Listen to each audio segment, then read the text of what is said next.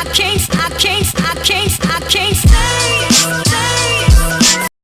guys, so May 22 na, galing ako ng Tondo, binigay ko na yung short and yung blouse ni mama kay Daisy. And yun, hindi ko alam yung bahay ni Rosalie, kaya hindi ko siya napuntahan. At ayun, bumili lang ako ng basahan ni mama at etong suklay, kasi yung suklay na pink dito, ano na, bungi na. Ito lang yung binili ko. Yan, ganito rin yung nauna, naputol lang siya. Yung dito. Tapos yung dito rin. Yan. Tapos, 10 piso ko to nabili. Plus, etong ruler na malalaki, yung malalapad, na pang lettering. Yan. Etong big letter, kulay blue. And etong pink na puro small letter. Yan. So, 10 piso lang ang isa.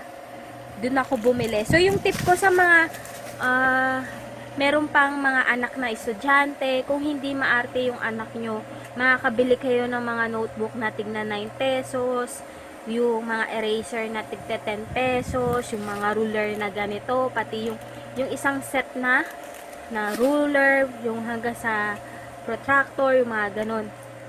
So ngayon, ang hindi ko maya-advise sa inyo, bumili ng lapis na the character, kasi mostly lahat ng mga yon pag tinasahan mo madaling maputol.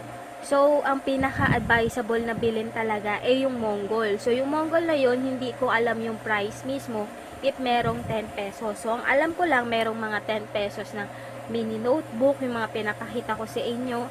And yung sa notebook naman na the spring, ganyan. Kung hindi maate yung mga anak nyo, pwede nyo siyang bilan ng pinakamura, yung 9 pesos. And syempre, di ba, mostly lahat naman ng teacher may mga required na cover ng notebook dun sa mga bata. So, minsan hindi mo na kailangan tingnan yung cover ng notebook mo, kung maganda, kung ano man yun. Kasi kadalasan din, kaya siya mahal, depende din dun sa character o artist na naka-design dun sa notebook. So, kung latakpan lang naman yung notebook, mas piliin mo na yung notebook na alam mong mura and tatakpan lang din naman yung design, 'di ba?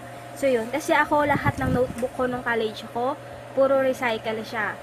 Hanggang sa graduate ako kasi mas na-appreciate ko yung recycle, guys. So sa mga ikita nyo, laging recycle yung nakikita nyo sa akin. And excuse dito sa damit ng kapatid ko. Nagmadali na naman siyang umalis. Ato, binili ko rin to.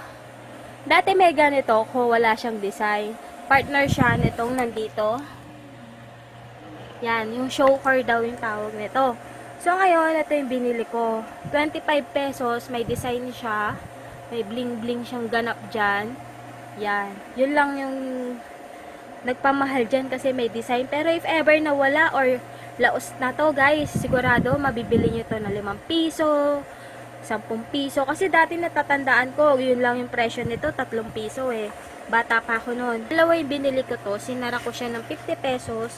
So para, kasi ako yung tao na pag gusto ko, bibilin ko na siya kaysa yung manghinayang ako kapag binalikan ko, wala na. 'Di ba? So isa, to nabili ko lang siya 25 pesos. At ito yung parang pinaka-pendant niya. Yan.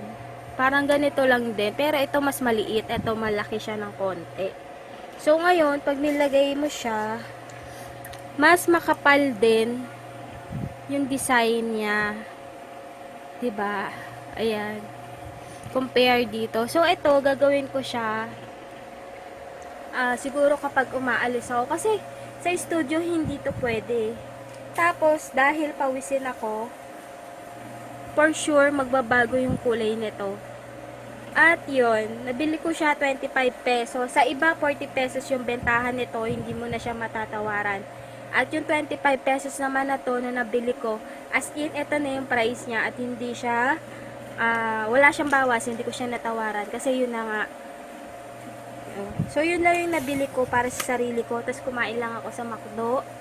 Then, after nun, dun lang talaga ako nahirapan sa basahan, sa doormat. Then, yun. And galing ako, yun nga, nasabi ko na ba, galing ako kay na Daisy, nagkwentuhan lang kami, and ang masakit doon, hindi siya nagpa-vlog sa akin, and habang nag-uusap kami, hindi na ako naglabas ng camera. So, itong malaki kong cellphone, iniwan ko siya, pinabantayan ko sa kapatid ko, kasi sabi ko, bantayan niya, pupunta lang ako ng Divisoria, bibili lang ako ng basahan, and bibigay ko lang nga yung damit na hindi nakasya kay mama doon sa kaibigan ko nga. Then after nun, umuwi na ako.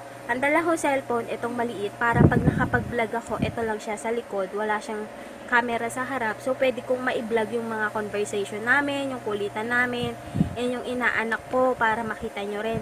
Ang kaso, ng time na nandun na ako, serious na yung usapan namin, yung as in na hindi ko siya pwedeng i-share kasi nga, friend, ano yan about sa friendship namin since nung high school pa, yung mga nangyari sa amin, and yung mga problema na na-encounter nila na, yung alam mo yun, yung kahit nga, diba, magkalayo kami, or bihira ako magpakita, yung katulad nga rin nga sinabi ko nung nakaraan, yung mga ganap sa kanya nung mga araw na wala ako, kinukwento niya sa akin. Then, yung mga araw din na wala ako sa kanya, na hindi ako nakakapunta, yun din sinabi ko, hindi porke na wala akong pasok, tapos hindi ako nakakapunta sa inyo, hindi ibig sabihin nun, nakalimutan ko na kayo, or wala akong time. Kasi yun yung mga araw na may pera nga ako, pero limitado lang. So, yun yung ganap nun. Then, sila din, yun yung mga, yung mga nangyari, ganyan, about sa work na, kadalasan sa mga mag-asawa, yung mga asawa nilang babae, hindi pinapayagan ng magtrabaho, mag-aalaga na lang sila ng anak nila, samantalang yung isa pa namin friend, yun, nakapagtrabaho na, kaya hindi rin namin siya nakasama.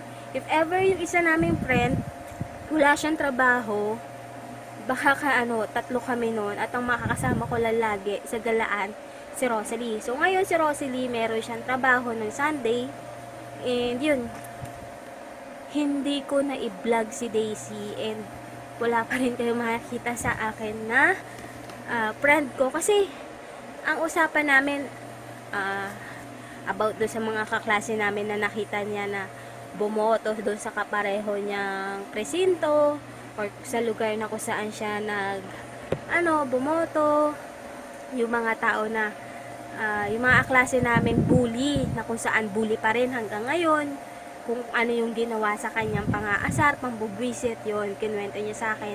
And same lang din yung tao na nang asar sa kanya and sa akin, yun at yun din yung attitude ng tao na yun, sobrang kapal na mukha.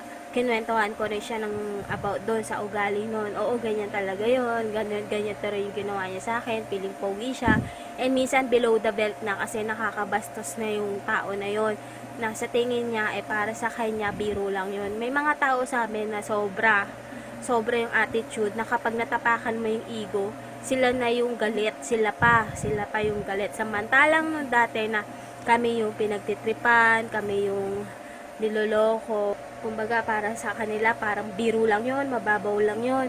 Bakit ganun kami? Napaka bad trip daw namin agad, mainitin ulo, ganun. Pero pag sa kanila ginawa yung mga ginagawa nila sa amin, sagad hanggang buto kung magalit sila, na akala mo napaka big deal or kami yung nagsimula, 'di ba? So minsan may mga time din na pinaparamdam din namin sa kanila yung sakit, or kung paano yung pakiramdam na binabastos, ganyan, or yung biglaan na lang na babastusin ng in a way na kung paano nila, minsan kasi gusto lang nilang magpapansin, yung parang ganun. So yun yung mga naging kwentuhan namin. So yun lang yung mga ganap, and yan, tinaktak ko na yung gamit ko rito. So yun guys, dito ka na ina-end yung vlog, and sa mga nakanood na ngayon ng in-upload kong vlog, yung about sa kwento kahapon, yun yung kwento ko about doon sa nangyari na ganap, nakasama ko si Jane, and yun, sana nag-enjoy kayo, and so yun, maraming salamat, sana nag-enjoy kayo. Bye! I can't stay.